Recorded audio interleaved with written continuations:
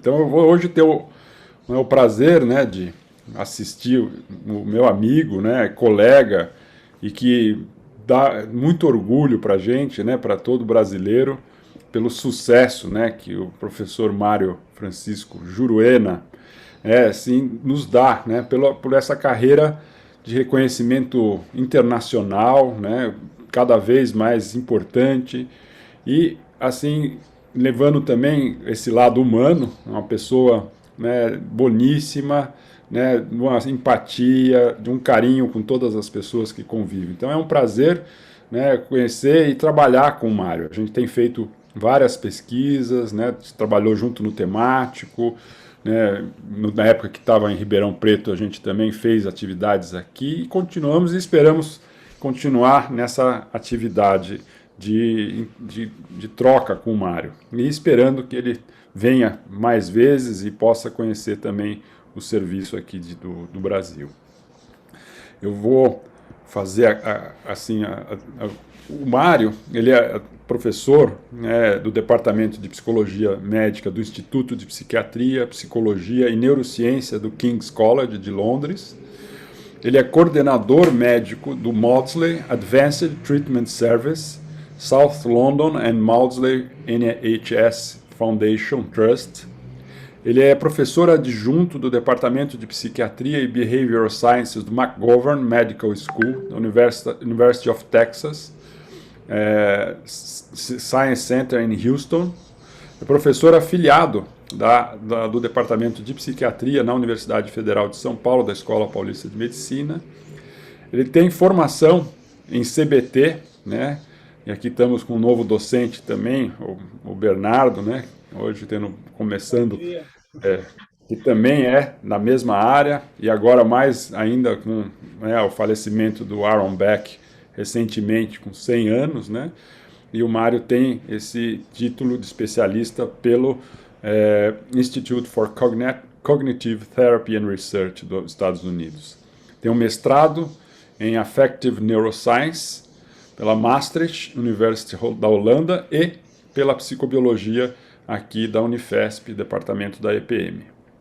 É doutor, PhD em psiquiatria pela Universidade de Londres. Então é um prazer, né, estar com o Mário, que vai falar de depressão de difícil tratamento e sua relação com o estresse. Mário, por favor, né, pode compartilhar. Obrigado, Marcelo, viu? Sem dúvida, para nós é um prazer estar com vocês aí. Eu acho que vocês estão conseguindo ver a minha tela. Eu vejo que você faz o positivo, o Bernardo balançou a cabeça, o Sérgio, eu estou vendo vocês aqui ao lado, né? E fico muito feliz de poder estar de novo com você aí, viu? O Marcelo é um amigo de longa data. Estava lembrando, Marcelo, primeira vez que a gente participou de um evento juntos, claro que eu já conhecia, você já era um cara famoso nacionalmente, né? A primeira vez foi no Congresso Brasileiro de Psiquiatria em Salvador, na Bahia, em 2004, né? A Helena Calil organizou uma mesa, eu, você, a Andréia, acho que eram nós três, né? E a Helena Calil presidindo a mesa sobre eixo HPA, né? 2004 para 2021. E aí você já resumiu um pouco as nossas colaborações e sem dúvida que, se Deus quiser, muita coisa boa vem pela frente aí, né? Então, como você falou, o meu tema aqui com vocês hoje é um pouco essa questão da depressão de difícil tratamento e a relação com o estresse, né? Então, como que o estresse pode trazer um impacto para trazer mais consequências para a pobre resposta que a depressão tem. Tanto a depressão unipolar como a depressão bipolar, né? Então, nesse sentido, a gente tem trabalhado nessa área já há muitos anos, né? E agora com um serviço também que a gente está desenvolvendo, que é um projeto que eu desenvolvi junto com o professor Alan Young. Começamos esse serviço, que é o Maudsley Advanced Treatment Service, há uns 4 anos atrás, e realmente ele vem trazendo uma possibilidade de compreender um pouco melhor essas questões, né? Vocês viram na foto ali, Londres está mais bonito que aquela foto ali, viu? O céu tá azul hoje, não vai chover ainda, Sérgio. Eu acho que realmente o fim de semana vai ser bom. vai dar para ir num pub ao ar livre, né, e tomar uma cerveja, se Deus quiser. Aqui, ó, os meus conflitos de interesse, né, a gente tem a possibilidade de ter ganhado algumas verbas bem legais recentemente, da Wellcome Trust, Innovator Award. Apesar do Brexit, nós temos verbas também legal aqui da European Commission, e o Marcelo mencionou o temático, e quem sabe outras verbas aí da FAPESP possam vir. Eu sou parte do board da Janssen UK e speaker para outras indústrias, e tenho feito o Advisory Board para algumas fundações muito interessantes de poder estar participando, uma experiência muito rica, a Fundação holandesa, suíça e várias outras fundações britânicas aqui. Mas as minhas posições pagas é o King's College, a Universidade e o Sistema de Saúde britânico, né? Então, aqui, ó, eu não sabia que o Bernardo ia estar presente, mas o modelo básico aqui de depressão, para introduzir o assunto para alguns jovens na área, né? Então, quer dizer, integrar esses aspectos cognitivos, comportamentais, emocionais e a biologia, né? Então, quer dizer, tentar entender que a depressão vai trazer um prejuízo bastante grande na atenção, na memória autobiográfica, na aprendizagem dos indivíduos, né? E isso tudo vai ter uma relação tanto com os estímulos internos, que possam ser gerados pela biologia, mas pelo ambiente também, né? Então, se a gente tiver claro de que o ambiente vai ter essas consequências importantes aí de interagir com aquele indivíduo, né, a gente consegue também monitorizar uma série de questões ligadas aos sintomas depressivos, né? E aí entra aquela questão interessante de que as situações passadas vão impactar no presente, né? E claro que as situações presentes também vão ter um impacto no comportamento, nas emoções, né? E na biologia, na questão epigenética, sistemas e circuitos neuronais, neuroendócrinos. Eu vou falar um pouco sobre isso, tá? Então, o problema da depressão principal que a gente vê é essa grande heterogeneidade, né? A baixa confiabilidade no diagnóstico, né? Esse conceito da depressão maior, né? Realmente é algo bem forte que a gente vê aí, e a gente vê como que o diagnóstico dos subtipos de depressão geraram um prejuízo no desenvolvimento de novos tratamentos, novas medicações, né? Os tratamentos, a maioria com um pequeno effect size, porque a gente vê realmente que acaba botando laranjas e maçãs no mesmo saco, subtipos completamente diferentes de depressões, e isso leva, sem dúvida, a resultados muito inconsistentes, e o que levou a depressão ser a doença com maior incapacitação entre todas as doenças médicas, né? E para nós que trabalhamos na área, isso traz um agravante, que é a questão da depressão resistente ao tratamento, né? Então, a questão resistente ao tratamento tem impactado, o STAR-D já mostrou a remissão em torno de um em cada 3 somente, e a gente pode dizer que na nossa prática a nível terciário isso aumenta consideravelmente, se você incluir também depressões bipolares resistentes ao tratamento, né? E se a gente for ver em questões de verbas de pesquisa e verbas para os sistemas de saúde, as condições crônicas médicas, como os quadros ligados, por exemplo, a diabetes, doenças cardiovasculares, cânceres, têm, às vezes, um impacto tão grande, ou às vezes até menor, do que as doenças afetivas resistentes ao tratamento, mas recebem mais verba do que nós, né, para isso, para assistência e para pesquisa. Então, realmente, é importante a gente poder também levantar a bandeira de como que esses quadros impactam, trazendo custos muito significativos para a sociedade, impactando diretamente indivíduos que poderiam produzir muito e se perdem muitas vezes com uma cronicidade, chegando até mesmo suicídio, além dos custos altíssimos para todos nós, né? Quando eu vim para o Reino Unido, eu escrevi para o professor Eugene Peiko a primeira vez. Os mais antigos devem conhecer ele de nome. Ele era um professor muito importante nos anos 90 e era professor titular em Cambridge. E o professor Peiko me disse assim: Mário, eu sei que você está pensando em vir para cá e você me falou isso no congresso recentemente, mas eu, infelizmente, estou me aposentando e eu sugiro que você dê continuidade a esses estudos que eu estou fazendo sobre sintomas residuais no Instituto de Psiquiatria em Londres, e foi isso que eu fiz e estou aqui até agora, né? Ah, com idas e vindas, mas estou aqui estudando um pouco de por que, por exemplo, que os sintomas residuais trazem esse maior risco de recaída, né? Se você for ver bem nesse estudo clássico do Paykel dos anos 90, ele mostra que os pacientes com sintomas residuais que receberam alta de cuidado secundário, por exemplo, ou até mesmo pararam com a medicação em cuidado primário, eles vão ter um maior risco de recaída, quer dizer, 3 em cada 4 com sintomas residuais que recebeu alta, ele vai recair. E somente 1 em cada 4 que não tenha sintomas residuais, que é considerado a escala de Hamilton menor do que 8, por exemplo, ou a escala de Madras menor que 7, né? Um outro conceito importante que eu gostaria de revisar com vocês antes da gente começar a entrar realmente na parte mais atual é o professor Dave Nutt, né, que eu já colaborei com ele em depressões resistentes, agora ele enveredou muito por uma outra área que não é bem a minha praia, mas ele tem trabalhos interessantes na área de subtipos de depressão, né? Esse artigo dele de 2008, ele mostra basicamente 2 tipos de depressão com os conceitos que nós tínhamos na época, né?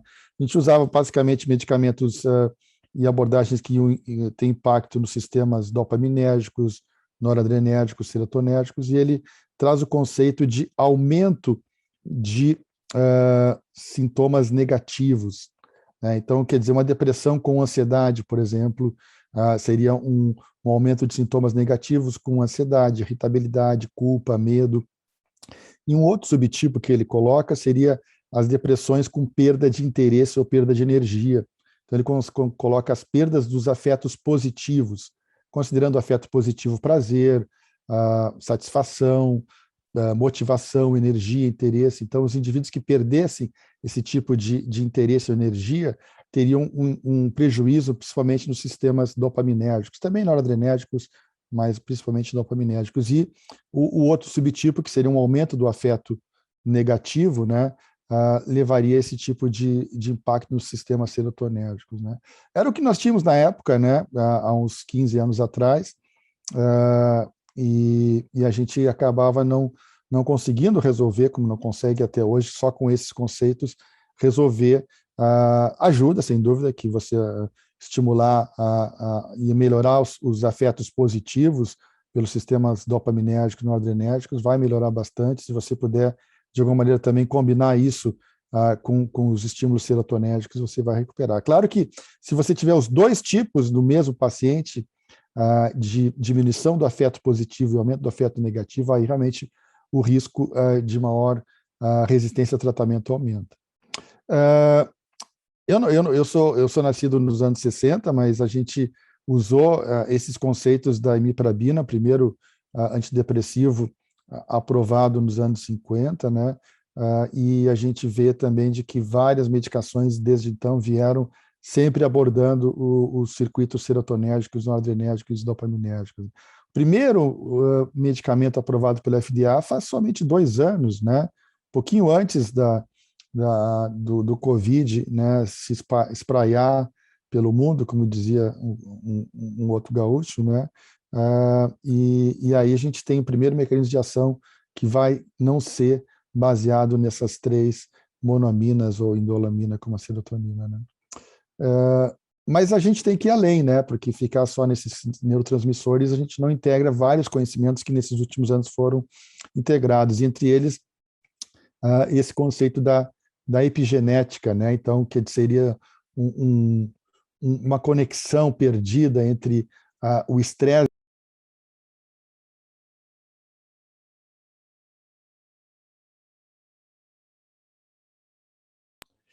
de vida precoce e as depressões, né? Quer dizer, isso tudo que o indivíduo possa sofrer ao longo da sua vida, desde de antes, os pais, por exemplo, questão genética dos pais, a questão do período da concepção, da gravidez, da primeira infância, da adolescência. Sem dúvida que isso aí vai ter um papel importante. A gente revisou isso num artigo publicado recentemente, né? O Marcelo disse que eu tive fazendo um mestrado na Holanda e realmente foi um período muito rico, onde eu tive a oportunidade de conhecer mais os estudos do professor Van Praag na área de estresse, né? Ele traz conceitos interessantes relacionados ao estresse e à depressão. E mais recentemente, né, pude interagir pessoalmente com o professor Bob Post, né, outro marco importante, né? Me lembro bem quando no mestrado a professora Helena Calil trouxe para nós estudar esse artigo do Kindle Módulo que ele publicou no American Journal of Psychiatry, e realmente isso aí até hoje é bem forte, né? Quer dizer, a gente ter essa noção de que situações de estresse, como essa seta aqui grande, vermelha, vão ser fatores precipitantes naquelas pessoas vulneráveis para desenvolver um transtorno afetivo, um transtorno do humor, né? Com o passar do tempo, essa situação de estresse vai trazendo uma não tão necessidade de gatilho, né? Então, no efeito bola de neve, a gente vê que os futuros episódios de uma pessoa com vulnerabilidade, doença afetiva, depressiva ou bipolar, não precisariam de um gatilho para se desenvolver, né? Teriam uma consequência dos episódios espontâneos que a gente observa que levam à resistência ao tratamento e à cronicidade, né?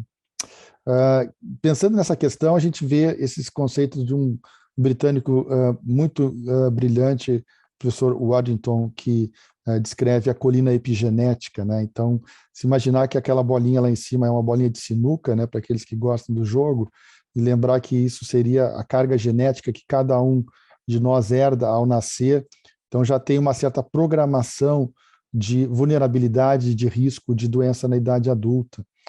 E nessa colina epigenética, é claro que se o indivíduo sofre precocemente situações de estresse, de trauma, onde o sistema ainda não está maduro, o risco aumenta de maneira dramática, né? Como vocês estão vendo, o risco de doença na idade adulta, se sofrer um estresse na infância, é bem maior, né? Se esse estresse nessa trajetória ocorre na adolescência, por exemplo, onde já existe uma proteção hormonal significativa e maior maturidade dos circuitos, o risco aumenta, mas não tanto quanto o estresse na infância. E aqui, nesse T3, a gente teria o que nós fazemos hoje em dia, né? Nós, psiquiatras, vamos pegar os pacientes já com processo de evolução de doença, muitas vezes muito raro sendo primeiros episódios, e o que nós podemos fazer ainda é bastante limitado, né? Nesse modelo atual que a gente está trabalhando na maioria das vezes, né? A Sonia Lupin e Bruce McQueen e outros fizeram também essa revisão muito interessante, mostrando de que o estresse ele vai impactar ao longo de todo o desenvolvimento humano, né? E isso, áreas chaves como a amígdala, o córtex pré-frontal, hipocampo, vão desde essa programação do eixo do estresse, que eu vou falar um pouco, o eixo hipotálamo, hipófise e adrenal, né? Liberando hormônios que vão realmente trazer prejuízos nesses circuitos imaturos, nas principais áreas de memória, de cognição, de afeto, de emoção, né? E desde situações traumáticas como separação materna, traumas graves na infância, vão predispor a mudanças nesses circuitos e levar a quadros mais graves como a depressão, o estresse pós-traumático e até mesmo o envelhecimento e declínio cerebral, né? É algo que a gente pode falar e talvez o Sérgio possa comentar um pouco sobre isso também, né? Esse artigo aqui já é um clássico também, né? Ele mostra realmente uma situação onde que o estresse pós-traumático ocorrendo trauma quando o adolescente já tem a liberação de hormônios em torno dos 13, 14 anos, isso vai predispor a um prognóstico melhor, né, do que se esse trauma ocorrer antes dos 10 anos de idade, né, como nos casos das depressões. Sem dúvida que os quadros depressivos têm um pior prognóstico em geral do que os transtornos de estresse pós-traumático sozinhos, né?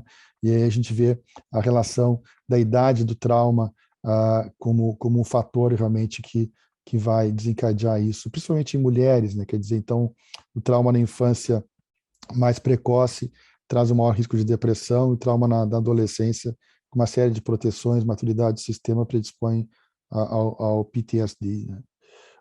Outro conceito importante para discutir com vocês e lembrar seria a questão do attachment, né? Então, a gente vê como que John Bowlby traz uma contribuição importante para nós pesquisadores na área da neurobiologia, da psiquiatria clínica. Ele, como psicanalista, traz essa relação da teoria da ligação afetiva. Vocês estão vendo aqui a criança em contato com a mãe, tocando, sentindo, cheirando, né, se comunicando com a mãe nesse momento aqui. E com o pai também, né, dando segurança para essa brincadeira lúdica aqui. Todo esse processo vai ajudar a melhorar a maturidade dos circuitos, né? E a gente poderia dizer que a mãe e o pai também têm efeito psicoativo, né? Vários estudos mostram realmente o processo saudável, onde que a visão e o contato, os diversos sentidos, vão desencadear a liberação de opiáceos endógenos, né? Então, as endorfinas que aqui libera nas atividades físicas, sem dúvida a gente vai ver que isso também ocorre de uma maneira muito significativa nas crianças que estão com esse nível de ligação afetiva saudável no início do seu desenvolvimento, né? Então, sem dúvida que essa interação social ela é muito importante, né, no desenvolvimento de áreas de recompensa subcorticais nos cérebros infantis, né? E a gente vê que certamente, se não houver uma interação muito forte, vocês estão vendo essa pintura do Monet, agora a gente começa a sair dos parques aqui e ir para dentro dos museus com o tempo, né, que vai piorar, com certeza. Então, essa pintura do Monet mostra muito isso, né, de que as crianças aqui, a criança e a mãe não estão interagindo tanto, né? Poderia ser uma mãe com um tablet, um laptop e a criança com um videogame aqui, né? Mas claro que é pior nessa relação com o Picasso aqui, onde a mãe está bem dividida, né? Com vontade de jogar a criança na parede, ao mesmo tempo tem afeto, mas não dormiu a noite inteira. Então o estresse aumenta de maneira significativa, isso traz consequências, né? Claro que se isso aí for no processo crescente, né, a gente entra nesses conceitos mais recentes de neuroprogressão, onde os indivíduos com maior vulnerabilidade à doença, né, que herdaram essa vulnerabilidade do ponto de vista genético e sofreram o impacto ambiental do trauma na infância, vão, a partir de situações gatilho, como o Bob Post descreve bem, e situações estressantes psicossociais, físicas atuais, desencadear uma desregulação no eixo do estresse, né? O eixo do estresse, hipotálamo, hipófise, adrenal e todas as relações de estresse oxidativo, inflamação, mudanças epigenéticas que vão levar os indivíduos vulneráveis a um tratamento, uma resistência maior ao tratamento, dano celular, morte celular e perdas cognitivas funcionais bem significativas, né? Eu comecei a me interessar por pesquisa, né, quando eu vi os pacientes depressivos melhorando com tratamentos combinados de psicoterapia e antidepressivos, por exemplo, né, mas não entendia como que isso funcionava, e até hoje a gente não entende muito bem como funciona. A gente entende melhor, por exemplo, como que o estresse impacta nesses sistemas como o eixo do estresse, e usa-se talvez o estresse como uma analogia para entender melhor a neurobiologia da depressão. Talvez seja um dos melhores modelos hoje para se entender esse processo, né? Integrar vários sistemas. Então, o estresse vai impactar nesses eixos hipotálamo, hipófise, glândula suprarrenal, liberando uma série de hormônios. Importante falar, a gente acaba vendo vários estudos na área de marcadores inflamatórios, né? E realmente os marcadores inflamatórios, e a depressão pode ser considerada uma doença inflamatória em muitos casos, mas a gente não pode separar o sistema imune da relação do eixo HPA, né? O eixo HPA vai liberar hormônios e corticoides, que são os nossos anti-inflamatórios endógenos, e quando eles estão disfuncionais, sem dúvida que aí os marcadores tipo citocinas vão se manifestar, né? E isso, sem dúvida, que também impacta no feedback negativo que nós temos, que está bem prejudicado nesses indivíduos com depressão, né? A coisa é mais complexa que esse diagrama, né? Mas não muito mais também, se quem estuda isso aí sabe que é algo fascinante de poder integrar o eixo HPA com vários hormônios, além do cortisol, né, DHA, ACTH, CRF, e liberar a relação disso com alguns receptores, né? Então, nós já temos receptores que vão ser importantes em áreas também cognitivas, como hipocampo, amígdala, né? Aminoácidos excitatórios, o GABA, podemos incluir aqui o glutamato também. Como eu disse, a gente trabalhava até recentemente só com a parte direita desse gráfico, o núcleo da RAF, a maior densidade de neurônios serotonérgicos, o locus cerúleus, noradrenérgicos, né? E esses inputs nesses eixos do estresse podem ter uma relação de diminuir e desativar esse eixo do estresse e as funções cognitivas, ou mesmo de ativá-la, né? E dependendo do estímulo que for realizado, né? Eu gosto muito desse gráfico aqui, né? De que a gente publicou, eu, Marcelo, Andréia, uma outra colega que está nos Estados Unidos, o Marcelo vai me ajudar a lembrar o nome dela, que a minha memória já... Linda Carpenter. A Linda Carpenter, e aquela colega brasileira que estava lá, que foi também editora do suplemento da ABP, que nós publicamos a convite do Rodrigo Bressan em 2007, né? Nós 4 fomos editores desse suplemento especial da revista de psiquiatria da ABP, e a professora Débora Suchek, escreveu um artigo muito bom com a Palma, que é essa aluna dela aqui, e o Sérgio Tufik, e esse gráfico é originário do artigo dela, desse suplemento, publicado em 2007, depois a gente incluiu outras coisas aqui, adaptou, mas ele tenta mostrar basicamente essa relação da atividade do eixo HPA, concentração de glicocorticoide, né, maior concentração de hormônios tipo cortisol. Isso caracteriza, por exemplo, a depressão melancólica. A depressão melancólica vai ter um alto índice de cortisol, uma hiperatividade do eixo, né? Você sabe que a depressão melancólica se caracteriza por anorexia, insônia. E, por outro lado, nós temos a depressão atípica, né? Que os níveis vão ser uma baixa atividade do eixo, ou, em alguns estudos, mostram não diferentes dos voluntários saudáveis, normais, né? Mas, em geral, os indivíduos vão ter uma hipersonia, uma fissura, um craving por doces, carboidratos, né? E um desequilíbrio nesse balanço dos 2 receptores, mineraloreceptores e glucocorticoide receptores, né? Vão ter fadiga também, né? E esses quadros mais crônicos, né? Fibromialgia, artrite reumatoide, geralmente levam a um quadro de hipoatividade do eixo, né? A questão da bipolaridade e do estresse pós-traumático ainda estão em discussão, dependendo do momento e da resistência ou não, ou do espectro bipolar também, né? Mas uma outra coisa interessante desse mesmo modelo de U é a questão da cognição. Tá? Então, quer dizer, a performance cognitiva em relação a esses 2 receptores, ela vai ter um máximo, né, quando os indivíduos sem vulnerabilidade genética, sem um estresse precoce, dependendo do horário do dia, eles vão liberar os hormônios normais do estresse, que vão ocupar esse tipo de receptores, que é o MR, que é ocupado mais precocemente, não vão ocupar totalmente o GR. Isso vai dar uma capacidade cognitiva ótima para eles. Pegando aqui o exemplo do indivíduo que se estressou, vai fazer um concurso agora, domingo de manhã. Então, ele está estudando desde ontem de noite. Não dormiu ontem de noite, emendou agora, né? Vai estudar 24 horas por dia, não vai dormir, não vai se alimentar. Isso vai estressar ele. Certamente a capacidade cognitiva dele vai ficar muito mais baixa. Né? Vai sobrecarregar os receptores. E o contrário é verdadeiro. Aquele cara laissez-faire, que não se prepara, vai sem estresse nenhum, também ele não vai ter uma boa performance cognitiva. Né? O modelo de U acaba sendo bem prevalente nesses quadros.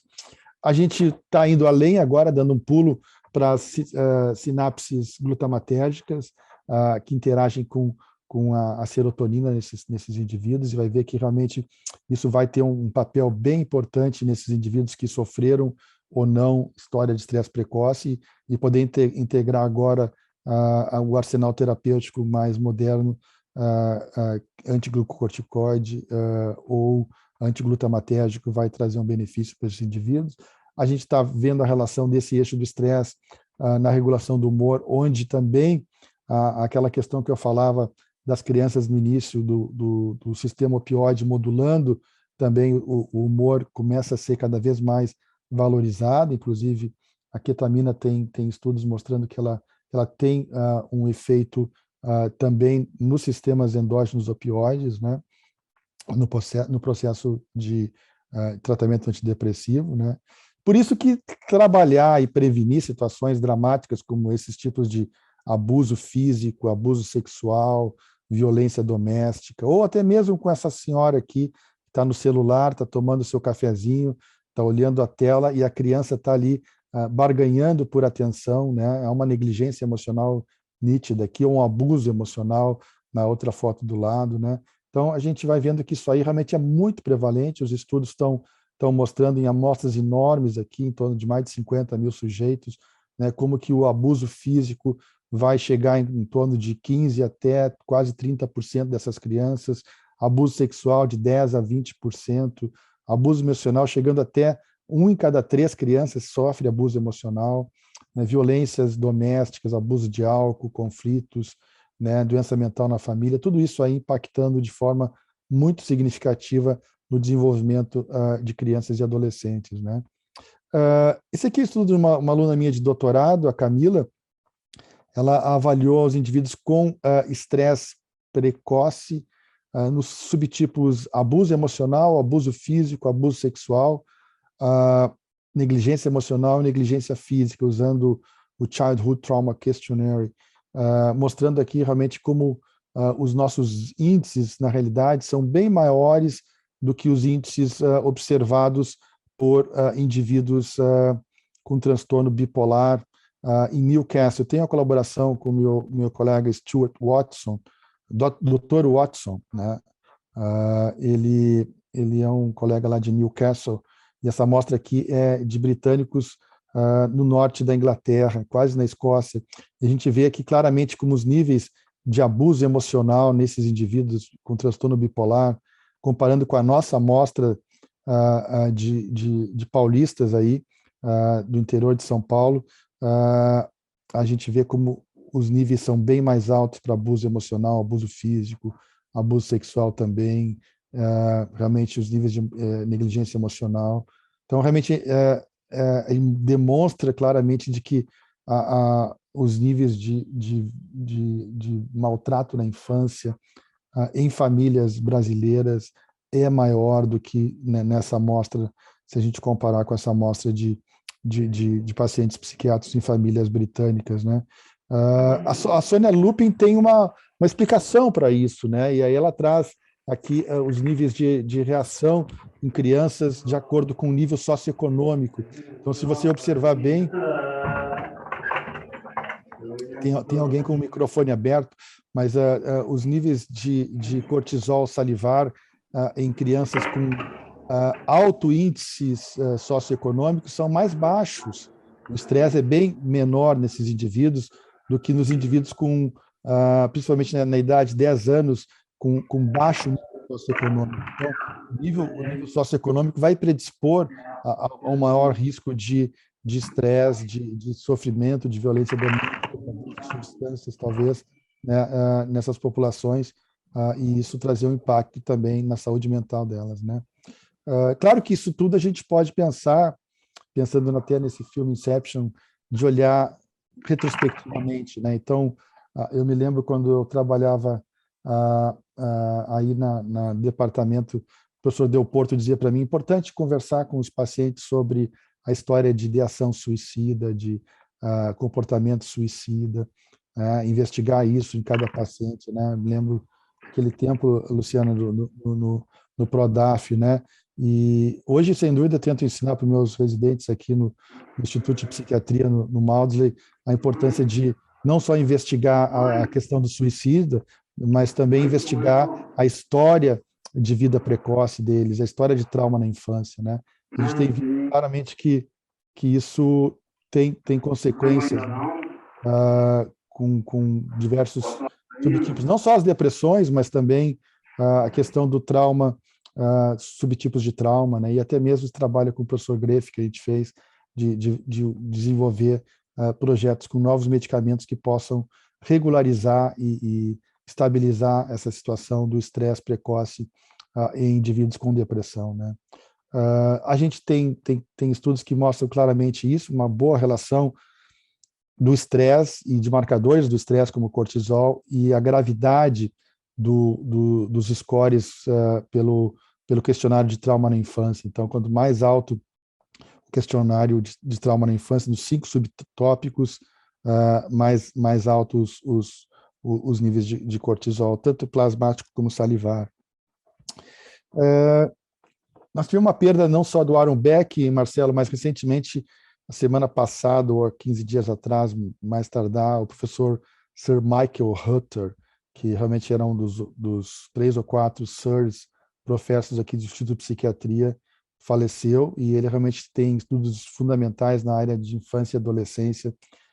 Muitos conhecem o trabalho dele, que trabalham na área, e ele desenvolveu esse estudo que chamava WERA, The English and Romanian Adopt Study, que acompanhou cerca de 165 crianças que foram adotadas nos primeiros meses de vida após a ditadura sanguinária desse ditador, Nicolau Ceausescu, né, que acabava deixando muitas crianças órfãos, e essas crianças eram jogadas em orfanatos com as mínimas condições, e foram adotadas por famílias britânicas e avaliadas por nós em várias fases do seu desenvolvimento.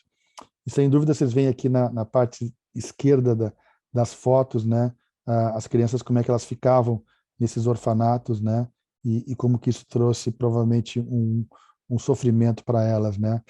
Elas tiveram, na realidade, não só sintomas depressivos, mas também sintomas de hiperatividade.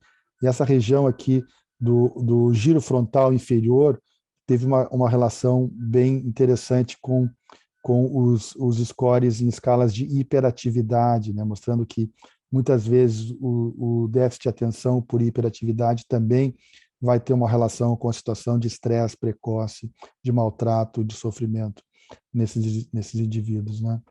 Então, a gente publicou alguns artigos nessa área que eu vou passar rapidamente para vocês, mostrando essa questão da densidade de receptores, né, em áreas importantes do sistema nervoso, como hipocampo, amígdala. Os indivíduos que sofrem esse tipo de estresse precoce vão ter uma menor densidade dos receptores do eixo HPA no hipocampo, por exemplo, né, e isso tudo vai trazer uma dificuldade de que esses níveis baixos de receptores, ou uma hipofunção desses receptores no hipocampo, por exemplo, levem a uma perda no feedback negativo, aquele feedback que as pessoas normais, após passar uma situação de estresse, acabam conseguindo se adequar e voltar ao normal, né? Então, os indivíduos que têm uma exposição ao estresse precoce vão ter uma hiperatividade desse eixo, uma perda de inibição do eixo HPA, uma perda do feedback negativo, com aumento desse risco, né, de sobrecarga do eixo e com isso de doença, né? Então, o Michael Mini e o meu colega de pós-graduação nos anos 90, o grande professor Gustavo Turek, demonstraram já, né, de que realmente indivíduos que sofreram esse tipo de metilação, né, de estresse, eles de maltrato na infância, de abuso na infância, já consegue se mapear, inclusive, o local epigenético que provavelmente regularia esses receptores de glicocorticoide em áreas importantes, né? Então, vocês estão vendo aqui claramente que os indivíduos que sofreram abuso e cometeram suicídio vão ter um maior índice de metilação do que aqueles que sofreram, que cometeram suicídio, mas não têm história de abuso, né? Então, isso é bem claro, né? Eu gosto muito desse diagrama aqui que a Christine Hein e o Charlie Nemiroff desenvolveram, né? E eu, a Andrea, naquele suplemento que eu mencionei, que nós editamos com o Marcelo, o Del Porto, colaboração com a Linda Carpenter, que o Marcelo acaba de mencionar, e a Audrey Tirker, o Cabini Pariante, né, que é outro professor nosso aqui. Publicamos... A outra editora era Andrea Marques Horvat, ela está na Bem lembrado, Marcelo, Andrea Marques.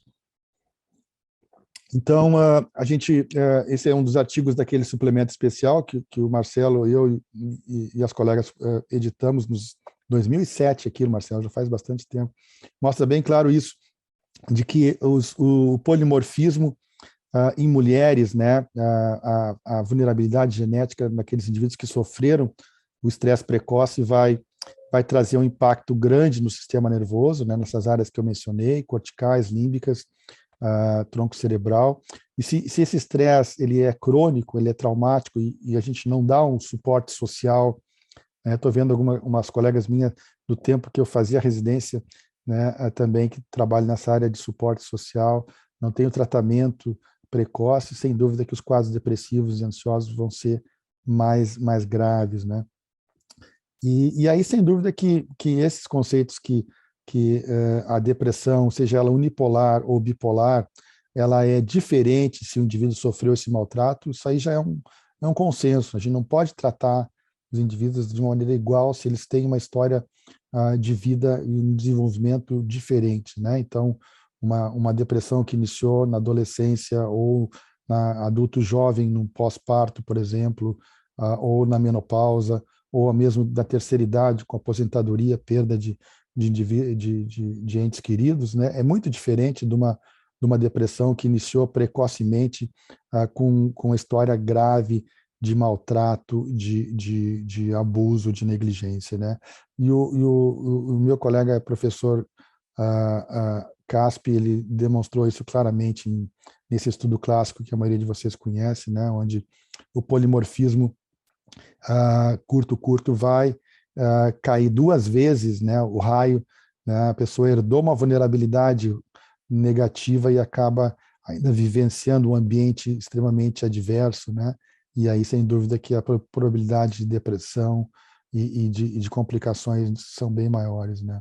Então, em síntese, é isso, a vulnerabilidade e o ambiente vão predispor a situações gatilhos na idade adulta mais graves, estresse no trabalho, no relacionamento, abuso de substâncias, questões ligadas a doenças físicas, vão gerar, e o momento atual, né, quer dizer, as restrições todas vão em indivíduos que já estavam, de alguma maneira, deprimidos, isolados, vivendo situações de comportamento impulsivo, ansioso, com risco de suicida, aumentar essa tendência, né.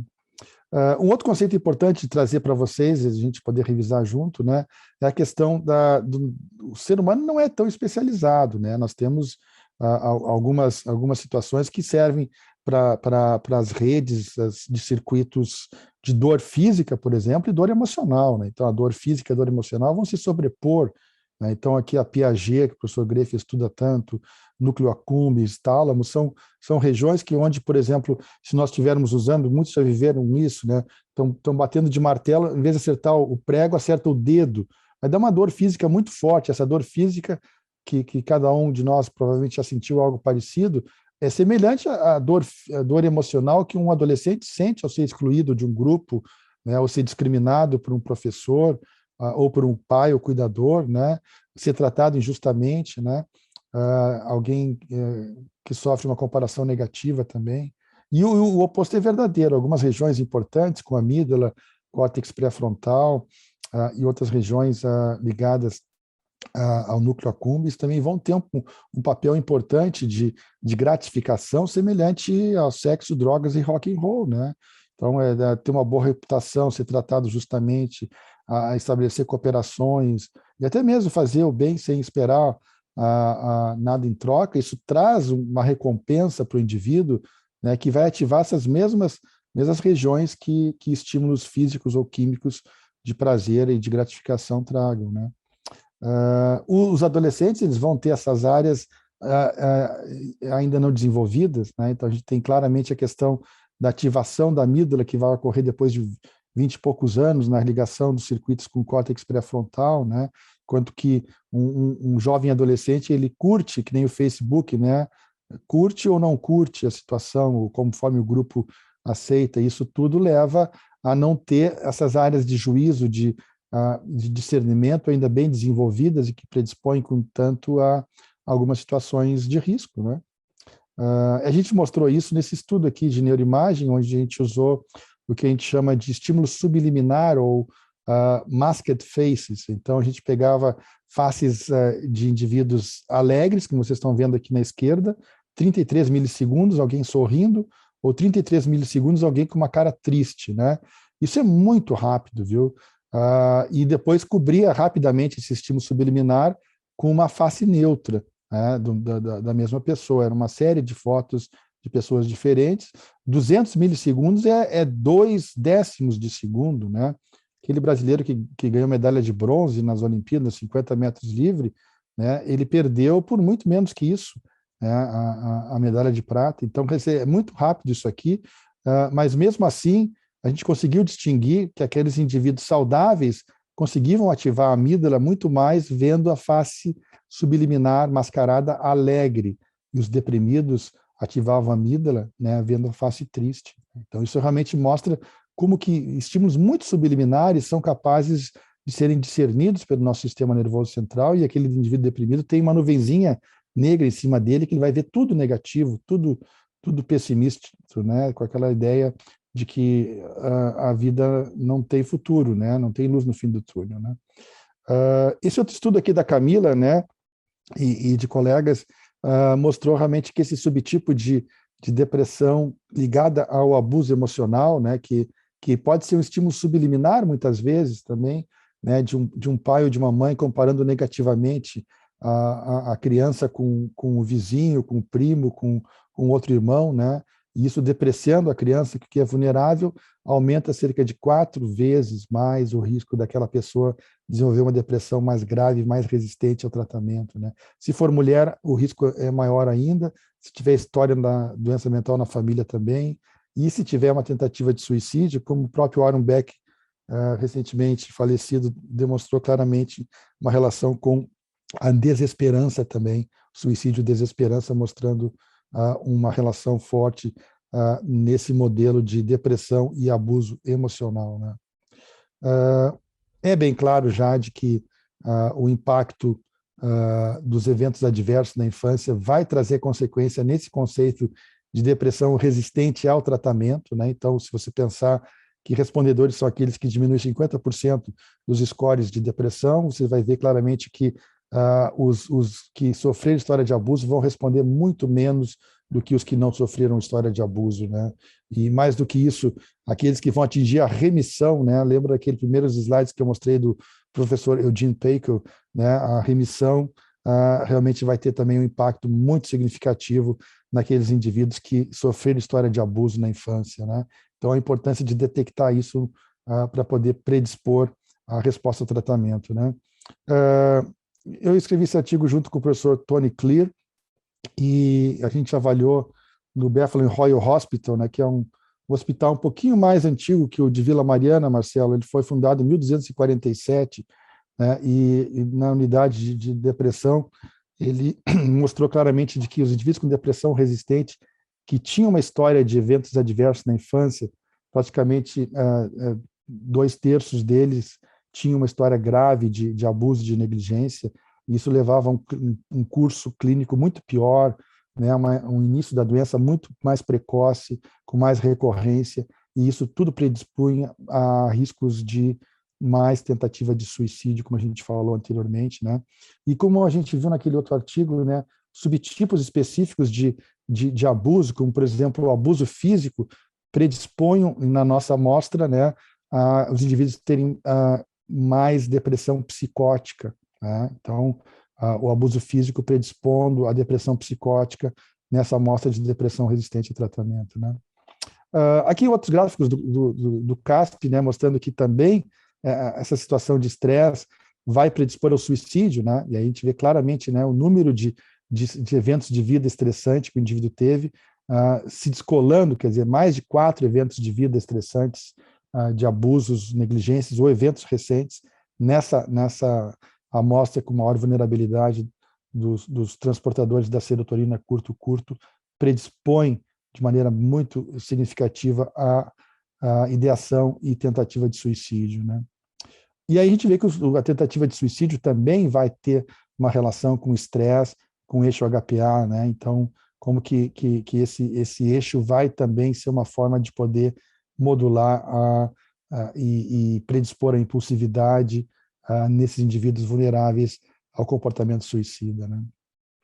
Esse cara aqui realmente foi fantástico. Eu tirei outros slides que eu tinha para não ficar muito longo, mas ele desenvolve, né, a sua capacidade como ator, né, ou desenvolvia pelo menos, da dramaturgia, da comédia até realmente as coisas mais dramáticas, né? Tem filmes fantásticos dele, né?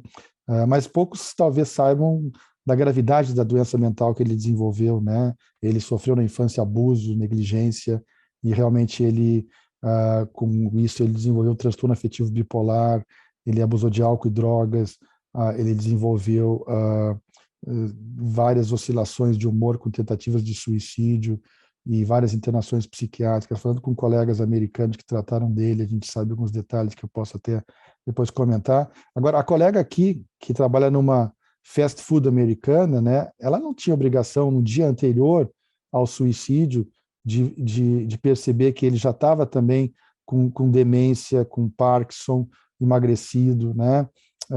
E que tinha toda essa história de doença mental grave, né? Mas nós que talvez estivéssemos acompanhando, tratando de pessoas como ele, né? Teríamos talvez que estar colocando o risco e poder predizer que era um paciente com alto risco de suicídio, né? E vários estudos já mostram isso, né, de que indivíduos que sofreram história de abuso físico e sexual na infância, ou combinados os dois, vão ter maior ideação suicida e maior tentativas de suicídio comparado com aqueles que nunca tiveram uma história de abuso na infância, né? E também o número de eventos adversos, como vocês estão vendo aqui, de 0 até 7, aumenta muito a porcentagem do risco de tentativas de suicídio, né? Então, realmente, a gente vê que os indivíduos sofrendo um tipo de evento adverso na infância ou um tipo de abuso, isso vai ser um risco importante de suicídio. Nesse estudo aqui, a gente mostrou exatamente isso, quer dizer, os scores total do Childhood Trauma mostraram numa amostra não muito grande, de 85 sujeitos, de que uma relação bem interessante com a ideação suicida, pela escala de ideação suicida de Beck, né? E os scores total de trauma na infância. E nesse sentido, a gente aí entrou na questão genética, né? Então, um estudo que a gente fez buscando avaliar não só os hormônios, mas as enzimas também que vão modificar esse processo, quer dizer, então, uma enzima como a HSD11B1, que vai converter a cortisona em cortisol, ela tem um polimorfismo que alguns dados da literatura mostravam que levavam à depressão resistente e ao risco de suicídio. A gente avaliou isso numa população de mais de 140 sujeitos, né? E observou realmente que mais de 50% da amostra tinha estresse de vida precoce grave, história familiar grave de depressão, e tinha, em média, 1,5 tentativas de suicídio, esses indivíduos com depressão, né? E a gente achou claramente que um dos polimorfismos dessa enzima se associou em 7 vezes mais o risco de tentativa de suicídio, né? Quando a gente controlou as variáveis dessa amostra, né? Então, realmente, a gente vê que há uma indicação importante do eixo, não só dos hormônios, mas de alguns polimorfismos das enzimas que tornam o indivíduo mais vulnerável ao tratamento, com maior risco de tentativa de suicídio, especialmente nesses indivíduos com história de estresse de vida precoce, abuso e negligência, né?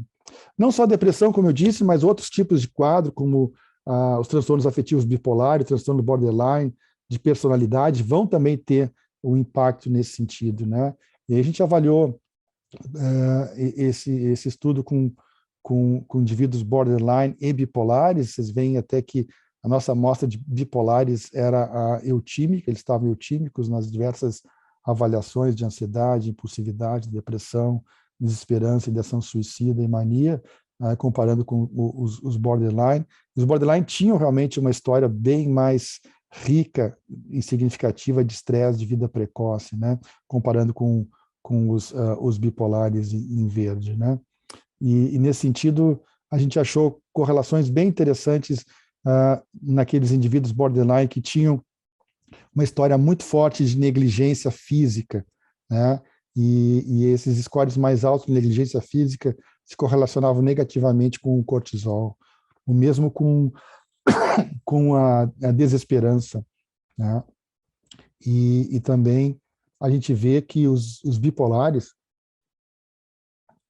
desculpe, tinham uma relação inversa com os borderline na relação do abuso sexual, né? Vocês veem que os níveis de cortisol são bem mais baixos com os bipolares, quando é mais grave a história de abuso sexual.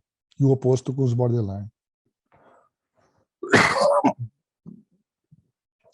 Um outro estudo interessante mostra de que os indivíduos com dor crônica, né? Então, Hospital Geral, Hospital São Paulo, outros indivíduos com depressão e história de dor crônica vão ter mais rica também a história de estresse precoce, né? E nesse estudo a gente mostrou que a negligência emocional é um dos fatores que deu uma diferença muito significativa em relação à dor crônica em indivíduos com depressão e indivíduos sem dor crônica, né? E aí tem vários estudos, né, ligando a questão dos receptores com os tratamentos. Infelizmente, os tratamentos mais fortes que nós temos, como a clomipramina, um antidepressivo tricíclico potente, acaba não mexendo nos receptores de glicocorticoide em deprimidos, só em voluntários saudáveis, né? Esse outro estudo de sistema inflamatório mostra claramente a associação do sistema inflamatório superativado e isso se correlacionando com a falta de resposta clínica nesses pacientes, né? E essa aqui é uma colaboração recente com a Unifesp, né? Eu e a Andrea e o Marcelo estamos supervisionando essa brilhante aluna de doutorado, a Ana Teresa, que vem publicando vários artigos, entre eles essa revisão sistemática de abuso sexual na infância e atividade imune, né? Então, sem dúvida que a inflamação é um marcador, como eu estava dizendo, de resistência ao tratamento. A gente vai ver que questões de transtornos alimentares, obesidade, vão ser realmente uma correlação importante nessa resistência ao tratamento e nesses marcadores inflamatórios, né? O estresse de vida precoce, como eu já disse, doenças clínicas como doenças cardiovasculares e o câncer, transtorno de personalidade, como eu mostrei nesse estudo recente, e transtorno de ansiedade, e até mesmo traços como neuroticismo vão ter isso, né? E aí talvez alguns de vocês possam me perguntar assim, mas Mário, você falou de que o cortisol é um glicocorticoide endógeno, né? E esse glicocorticoide endógeno certamente vai ser anti-inflamatório, sim. E ele está aumentado nas depressões melancólicas, sim. E como é que isso aumenta os marcadores inflamatórios, por exemplo, né? E aí, realmente, a gente tem esse conceito que vai além da depressão resistente, é a resistência dos receptores de glicocorticoide. Eles não funcionam bem, eles estão em menor número e mais naqueles indivíduos que sofreram situações de estresse precoce, né? Então, sem dúvida que uma pessoa normal vai ter essa relação da resposta inflamatória, mas uma pessoa deprimida vai ter resistência aos receptores e diminuição dessa capacidade, né, nas células ligadas ao sistema imune, com um aumento excessivo da liberação de citocinas pró-inflamatórias, né, com grande prejuízo para o indivíduo, né, nesse sentido.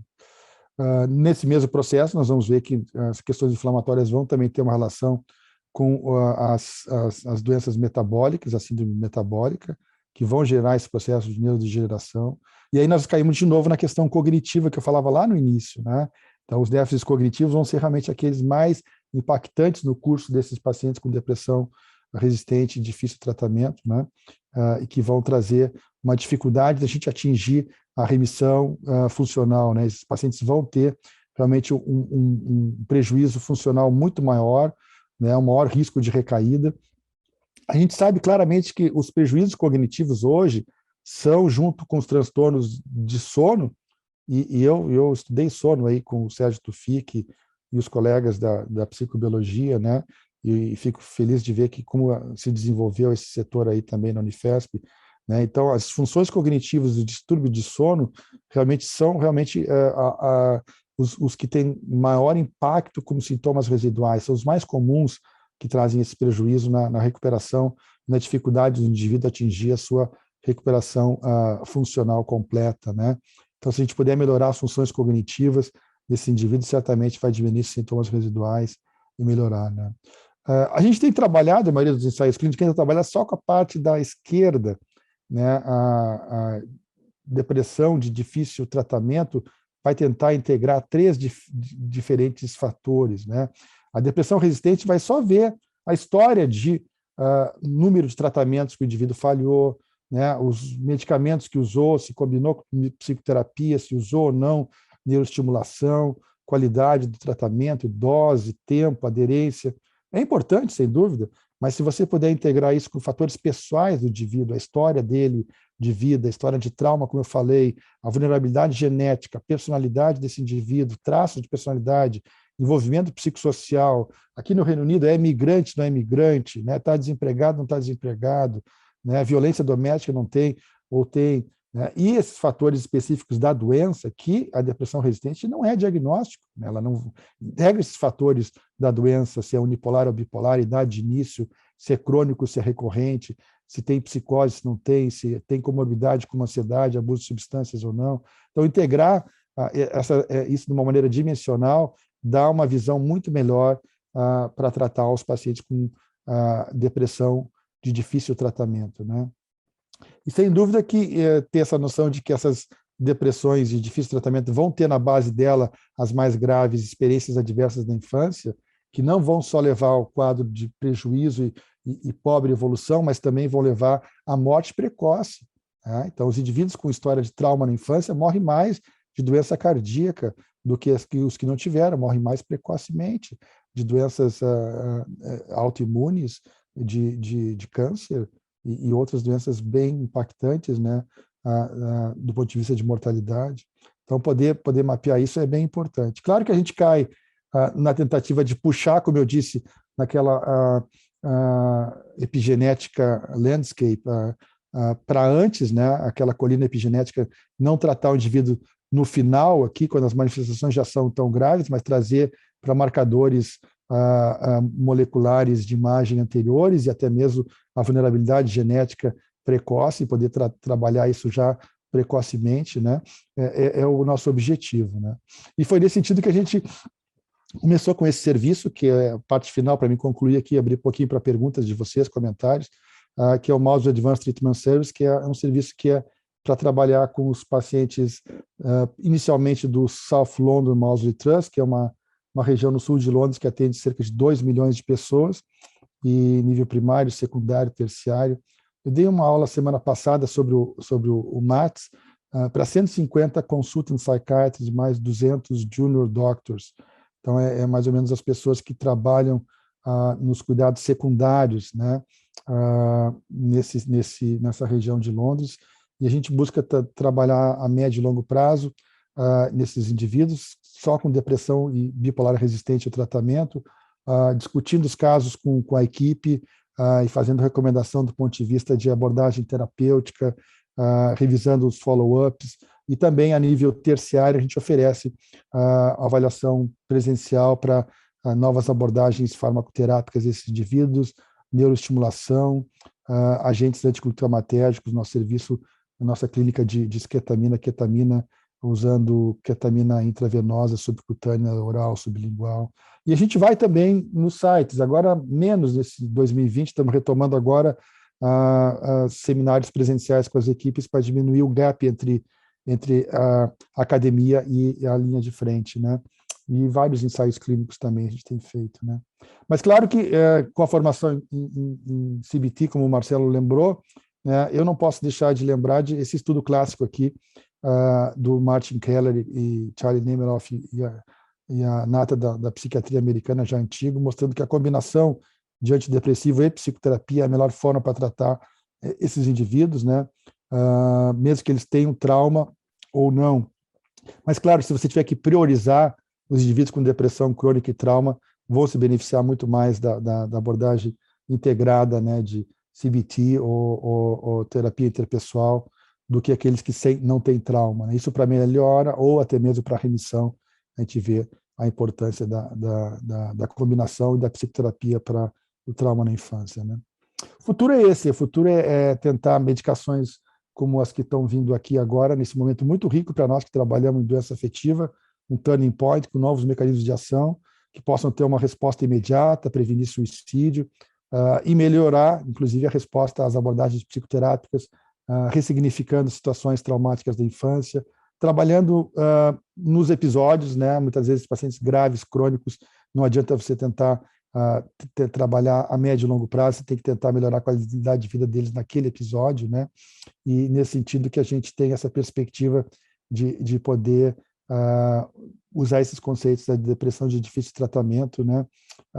Tendo claro que as depressões tendem, sejam elas unipolares ou bipolares, a tenderem à cronicidade, né? E vão incluir essas histórias de estresse precoce, abuso e negligência, né? E, sem dúvida, que esses casos mais graves a gente não pode só seguir os guidelines, né? A gente tem que tentar realmente estar se atualizando constantemente com o que vem surgindo para tentar salvar vidas aí que estão se perdendo também nesse período, né? Tem claro essa imagem, né, de que cicatrizes que ficaram da infância, mesmo que elas não fiquem na pele, elas ficam no sistema nervoso e no comportamento dos indivíduos na idade adulta, né? Acho que essa imagem seria a mensagem para você levar para casa. E esse conceito australiano aqui, acho que vale também para as depressões resistentes, né? Tirar o rótulo de depressão resistente para esse conceito mais amplo de depressão de difícil tratamento é equivalente a dizer é difícil uma depressão de difícil tratamento, mas quando a gente diz depressão resistente, a gente está dizendo que a gente não pode tratar. Isso para o paciente, para a família, às vezes traz mais pensamentos negativos, né? A gente traz um pouco disso nesse livro que a gente publicou uns 2 meses atrás. Ele está disponível na editora, em várias formas aí que vocês podem baixar na Amazon, etc. Mas também ele é um dos poucos livros que é editado os capítulos em artigos pelo Current Topics Behavioral Neuroscience. Então, PubMed, aqueles que têm assinatura podem baixar aqueles artigos que vocês tiverem interesse, né? Eu agradeço a atenção de vocês. Para mim, voltar a revê-los aí e conversar sobre esse tema que me fascina é sempre muito bom, Marcelo. E tem meu e-mail para contato aqui, mario.jurena@kcl.ac.k. Eu fico à disposição para algum comentário ou pergunta que possa haver, viu? Obrigado pela atenção de vocês.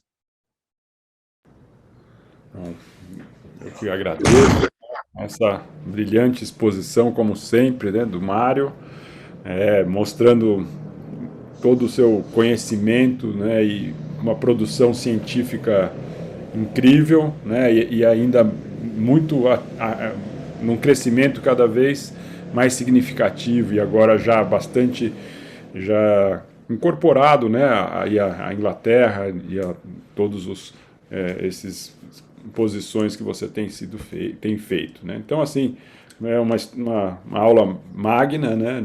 Muito interessante, muito importante que você traz aqui. Eu tenho uma pergunta, antes de passar, eu vou passar, depois eu faço a palavra a essas perguntas. Então, o professor Jair, né, que agora está aqui, tem uma pergunta ou tem comentários. Jair? Oi, pessoal, bom dia. Legal, Mário, parabéns pela aula, brilhante, realmente muito claro, os slides estão maravilhosos. Acho que você está falando de problemas complexos de uma forma muito simples, né? Muito didática. Estão passando aí pelas experiências psicológicas, pelas estruturas cerebrais, né? E pelo todo o sistema neuroquímico e como isso reflete na depressão, por exemplo, né? Então, parabéns pela aula, parabéns pelo livro, né? Acho que é uma deferência aí publicar um livro com Alan Young, né? Acho que realmente muito importante, e também por toda a produção científica, né? Que você, tanto com o grupo do IOP, como também com os grupos brasileiros, e eu tive assim o prazer de ver aqui entre os colegas, né, que estão assistindo a aula, colegas, eu não vou citá-los, mas tem pessoas muito legais, pessoas muito boas assistindo sua aula, que é muito bom para o nosso departamento, né, ter esse compartilhamento, né, com os colegas da UFRJ, da URGS, da USP, né, e de outros departamentos. Mário, me fala uma coisa, qual é realmente a terapia que mais ajuda no TRD? É o eletrochoque?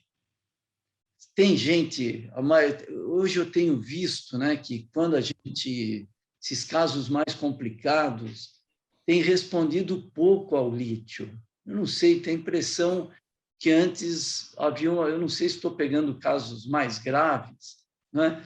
Mas aí na experiência clínica, o pessoal chega a responder quando você faz o augmentation, não é? Quando você faz a potencialização com lítio, ou vocês estão indo mais para o TMS e para o eletrochoque?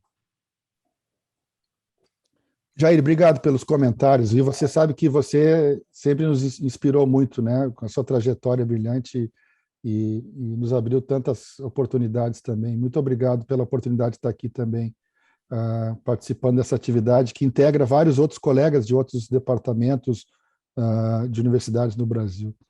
É isso que nos motivou, você sabe? A sua pergunta é importante porque ela traz uma questão da pobre resposta ao tratamento. O Stardi foi pioneiro em mostrar de uma maneira naturalística a questão da pobre resposta ao tratamento dos pacientes com depressão resistente ao tratamento.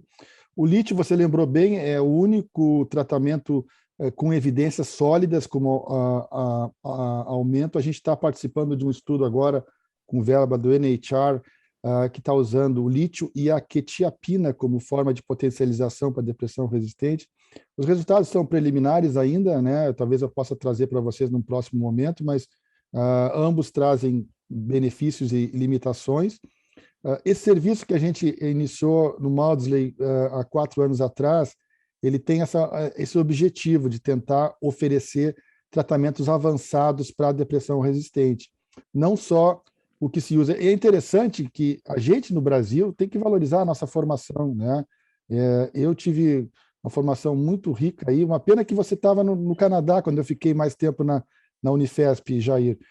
Mas eu convivi com vários desses professores que estão aqui e aprendi muito na questão e depois com outros colegas e o treinamento todo que a gente tem no Brasil.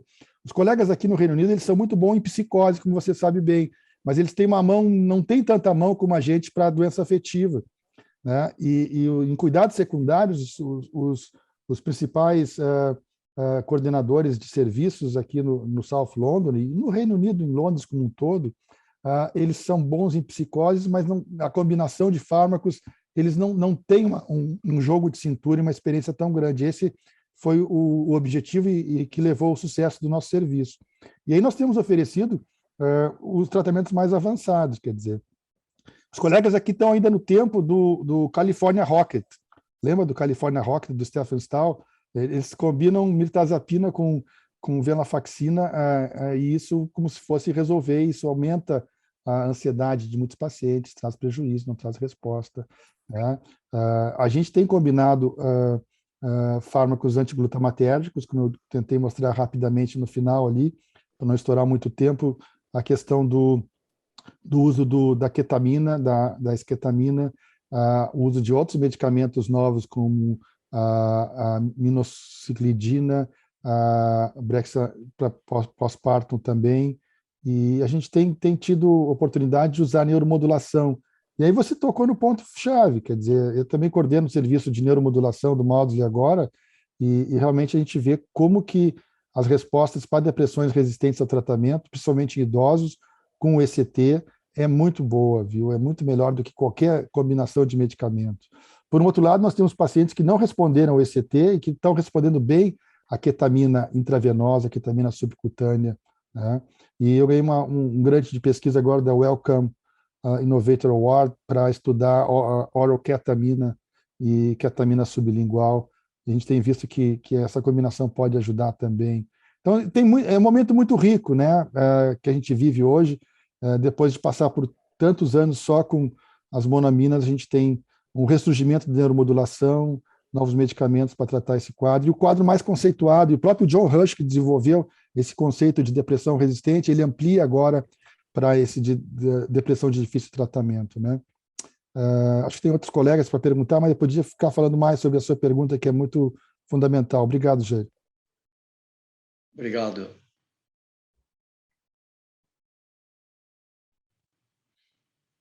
Eu queria fazer mais uma pergunta, enquanto outras pessoas não fazem. Você, Mário, acha que existem estudos também com relação a... Na depressão bipolar existe a neuroprogressão bem caracterizada. E na depressão unipolar, a gente tem essa mesma característica? E você indicaria ou pensaria em indicações de intervenções de acordo com estágios possíveis da evolução desses quadros? Eu comecei falando da heterogeneidade da depressão, né? Então, quer dizer, do ponto de vista de a gente ter, como você conhece bem, essa questão dos subtipos de depressão, né? Sejam unipolares, a gente não consegue ter tão claro isso como já foi desenvolvido pelos pesquisadores do espectro bipolar, da neuroprogressão bipolar. Mas, sem dúvida, que a gente tem essa neuroprogressão. Isso não há uma menor dúvida. O estadiamento é que ele não está tão definido como foi, porque você teria que fazer o estadiamento da depressão atípica, que vai ser diferente da depressão melancólica, vai ser diferente da depressão pós-parto. Nós estamos agora com uma verba de pesquisa para depressão sazonal, né? Muito forte a questão aqui da depressão de inverno, né? Então, sem dúvida que ainda precisamos progredir na neuroprogressão das depressões unipolares. O Salvador tinha levantado a mão. Sim. Eu queria perguntar a respeito da questão social. Se um modelo econômico que estimula a competição, que é pensado vamos dizer, foi moldado num modelo genocêntrico, em que se acreditava que era preciso selecionar os mais fortes em detrimento dos mais fracos. Se esse modelo econômico que foi gerado nos anos 80 não está prejudicando o futuro da mente das pessoas, se os neurocientistas, sabendo disso, dessa importância do ambiente precoce e de um acolhimento mais humano, não deveríamos divulgar mais isso em termos de prevenção para o futuro das nossas gerações? Sem dúvida, Salvador. Esse é um comentário muito, muito fundamental, eu penso. A gente tem feito campanhas e participado aqui no Reino Unido e no Brasil também da questão do suicídio, né? O Setembro Amarelo e outros. Mas eu acho que, sem dúvida, a gente poder levantar essa lebre de que o abuso na infância, a violência doméstica, o abuso, a negligência, esse estímulo que é extremamente deletério à saúde mental das crianças e dos adolescentes, vai trazer consequências bem graves para essas gerações que estão vivenciando isso que você descreveu também. Seria importante se levantar essa bandeira também, de poder fazer campanhas de poder prevenir o abuso, a negligência, a competição. Esse conceito que é tão forte, que não aparece na mídia, como o abuso emocional. A gente ouve falar muito do abuso sexual, do abuso físico, isso dá Ibope, né, não sei se Ibope ainda tem aí Ibope no Brasil, mas no meu tempo a gente falava do Ibope. Mas a gente levantar essa questão do maltrato na infância como algo extremamente deletério para a saúde mental da sociedade, e a competição, como você traz isso também, né? E o Brasil, ele tem essa disparidade socioeconômica absurda, né, Jair? Então, se a gente realmente poder levantar isso, e o eixo HPA é uma forma de poder medir isso de uma maneira quantitativa. A Sônia Lupin e vários outros, nós aqui demonstramos que os níveis socioeconômicos levam a uma maior suscetibilidade de estresse nessas populações mais vulneráveis e desprovidas socialmente. Então, poder mapear isso vai estar se tratando a saúde mental da sociedade. Né? Obrigado, Salvador. Acho que é o Sérgio, né? Na verdade, Mário, antes de mais nada, parabéns pela palestra aí, realmente bastante ilustrativa. Queria te cumprimentar. E o Salvador levantou a peteca, que era um pouco que eu estava querendo examinar e perguntar para você, que esses casos realmente é aqueles que qualquer psiquiatra quer arrancar os cabelos, né? Porque é um desafio mesmo. Realmente, acho que todo psiquiatra que tem aí uma certa janela sabe o que é pegar esses casos pela frente, né? E quando não, tem alguns casos que, infelizmente, vão para um desfecho trágico, né, com suicídio. Mas, diante dessas dificuldades que você está falando, e talvez desse enlace, né, com questões tão básicas ou tão precoces, né, é um pouco dessa linha preventiva, né? E queria te explorar um pouco mais sobre isso. Quer dizer, no momento atual, nós temos esses recursos que você levantou, estava discutindo, né, as alternativas mais efetivas, o ECT e outros métodos de tratamento, mas se a gente está deixando um pouco de lado, né, as questões preventivas, que eventualmente seria uma ferramenta que talvez pudesse ser muito útil, né, para uma base muito grande de pacientes, né? Queria ver você comentar um pouco mais sobre isso, Mário. Obrigado. Obrigado, Sérgio. Não, sem dúvida que no final eu tentei trazer essa questão da prevenção como algo que vai trazer um benefício para os pacientes, porque nossas intervenções, mesmo as mais eficazes, elas vão ser limitadas, né, a médio prazo.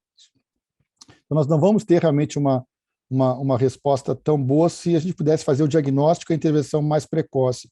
Uma das coisas que trabalhando no sistema de saúde britânico, eu aprendi e reconheci como algo muito valioso, é de que todos os pacientes que têm crianças na família, pacientes psiquiátricos, eles são monitorizados, essas famílias são identificadas como famílias de risco, e essas famílias de risco que tem um paciente deprimido, paciente bipolar, alguém com problema de álcool, drogas, transtorno de personalidade, né, é deslocado um serviço para fazer o monitoramento de como que aquela doença mental está impactando na saúde mental daquelas crianças que vivem naquela casa.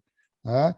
Então, elas já são monitorizadas desde pequena para poderem, quando chegarem na adolescência, ver se elas vão ter outros problemas, né, como abuso de substâncias, sexualidade precoce, aborto, violência, e, ao mesmo tempo, na idade adulta, desenvolver ou não situações ligadas à doença mental, né? Então, eu acho que isso é um trabalho preventivo que não é muito complexo de ser feito, você entende? Você monitora uma região de São Paulo, do Cais Mental, por exemplo, vê aquelas famílias que têm pacientes, aí vê aquelas famílias que têm criança em casa, e você pode acompanhar aquelas crianças, fazer visitas domiciliares, assistentes sociais, psicólogos, pedagogos que possam monitorizar ou até mesmo linkar com as escolas e ver se aquela criança que tem um familiar com doença mental, e você vai ver claramente de que isso impacta no desempenho escolar, no desenvolvimento emocional das crianças e no risco delas. Você vai ter crianças que vão ter resiliência, né, que vão ser realmente menos propensas a desenvolver doença mental, né, mesmo tendo essas situações estressantes, e vão ter aquelas mais vulneráveis, que vivenciando aquele ambiente adverso, e poder monitorizar e mapear isso é muito rico e muito produtivo de poder trabalhar e prevenir a evolução dessa situação, né?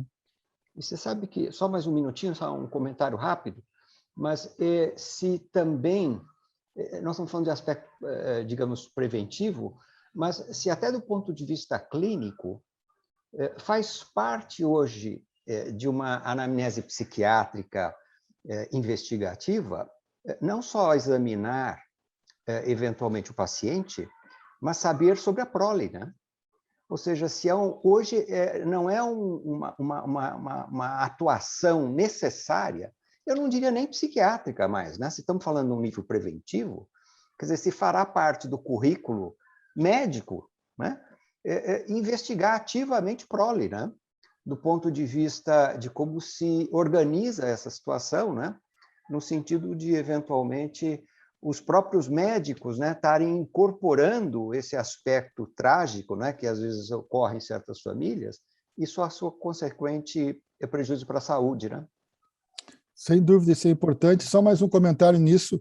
A gente tem que investigar no nosso paciente adulto a história de vida precoce dele do ponto de vista traumático, né? Então, muitas vezes você passa essa etapa e não tem um vínculo tão grande para poder perguntar sobre história de abuso, né, de negligência, situações traumáticas, e isso faz uma diferença muito grande, né? Eu diria que isso aí é um pecado tão grande como não investigar o risco de suicídio, a ideação suicida de um paciente hoje, né? Seu Bernardo, tem mais uma pergunta? A gente já está chegando por fim, né? Então, Bernardo. Vou tentar ser rápido. Mas, Mário, primeiro, parabéns pela apresentação e mais ainda pela carreira. Sem dúvida, muito produtiva. A gente teve até a chance de... A gente tem um capítulo em comum, não sei se você lembra, né, Claro, de transtorno bipolar, claro no que livro do Bernard Ranger e da Carmen, e foi muito bom te ver ao vivo, porque eu nunca te vi apresentando, a gente nunca conversou, acho que é a primeira vez, né? Mas na linha do que o Sérgio falou, eu acho sempre fantástico o programa de saúde britânico, de saúde mental, eu acho sempre fantástico essa coisa de você monitorar, né? E pela tua apresentação, fica muito claro, pelo menos para mim, que existe uma relação muito clara entre dose e resposta. Quanto maior o grau de estresse, maior a chance de você desenvolver uma depressão resistente, né? De difícil tratamento, desculpa, de difícil tratamento. Então, como é que está a organização de vocês em relação ao momento atual, em que a gente está aumentando muito por conta da pandemia, a exposição dessas crianças à violência doméstica, isolamento social, fatores de resiliência em baixa, menor exposição solar, você falou, né? Quer dizer, é claro que mais ao norte a questão da depressão sazonal ela é mais importante do que aqui, mas existe algum programa que vocês estão desenvolvendo exatamente para tentar, de alguma maneira, seguir essa coorte que está nessa fase, nesse momento, mais vulnerável, depois de 2 anos dessa questão de aumento de estresse por conta da pandemia? Essa é uma boa pergunta, assim, Bernardo. Eu acho que a questão principal que a gente pode dizer rapidamente, em função do tempo, é de que o Brasil foi o país que ficou mais tempo com as escolas fechadas, né? Pelo que eu acompanho à distância aqui, né? A gente aqui não teve esse lockdown tão grande para as escolas, né? O meu filho, por exemplo, estuda aqui, está completando o ensino médio agora, está com 17 anos, e ele teve o período todo de aulas. Teve o período que ele realmente teve aula em casa, mas foi um período relativamente curto, né? Comparando com outros países europeus, inclusive, e com o Brasil, pelo que eu acompanho dos meus sobrinhos lá no Rio Grande do Sul, amigos aí em São Paulo, o período de fechamento das escolas foi muito maior, e nesse sentido, se buscou tentar limitar esse impacto que é tão importante no desenvolvimento das crianças, né, na interação dos adolescentes em grupos, né? Mas sem dúvida que eu prevejo que nós ainda vamos colher o que foi plantado nesses últimos 2 anos, né? Sem dúvida que isso vai trazer consequências, né? Mostrei rapidamente a questão do impacto da amígdala, né, no Atatma, as crianças nascidas em 2020, 2021, elas vão ter uma limitação nesse Atatma, né, que existe no desenvolvimento infantil. As crianças na primeira escola também, os adolescentes vão ter. Claro que são os vulneráveis, essa é a questão importante, de mapear os de risco e os vulneráveis e poder, de alguma maneira, diagnosticá-los precocemente. Mas isso aí realmente pode ser um tema para um próximo encontro, né, Marcelo? Trazer um pouco os nossos projetos aqui e trazer isso. Para mim é sempre um prazer, eu agradeço a oportunidade de estar com vocês e me coloco à disposição para contato futuro aí, viu? Tem mais algumas perguntas, mas eu acho que como estamos já passando do tempo, né? Eu gostaria de agradecer, né, o Mário, né, o prazer em tê-lo aqui com todo seu conhecimento e didática, né? E esperamos, né, tê-lo outras vezes, inclusive ao vivo também aqui no Brasil. Um grande abraço e, né, um bom final de semana para todo mundo. Muito obrigado, Mário. Parabéns. Obrigado a vocês, viu? Boa semana para todos. Obrigado, Mário.